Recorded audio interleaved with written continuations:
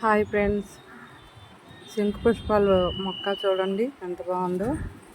ఇది కొంతవరకు మొక్క అల్లుకొని కాయలు వస్తాయి.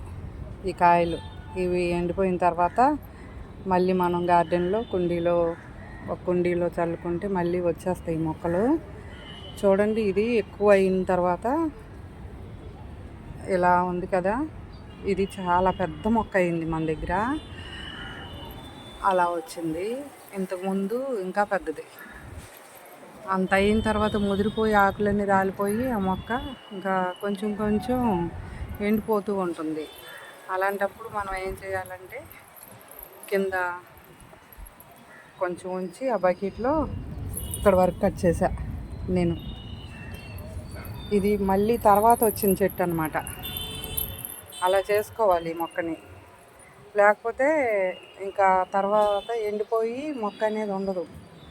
మనం అలా కట్ చేసుకుంటూ ఉన్నాం అనుకోండి, ఆకులు ఎండిపోయి పండిపోయి మొక్క అలా అవుతున్నప్పుడు మళ్ళీ కొత్తగా చిగుర్లు వచ్చి మళ్ళీ కొత్త మొక్క తయారైపోతుంది మనకి. అలా చేయాలి. లేకపోతే విత్తనాలు తీసుకొని వేరే కుండీల్లో నాటుకోవాలి. ఇదే మొక్క ఎక్కువ రోజులు ఉండదన్నమాట.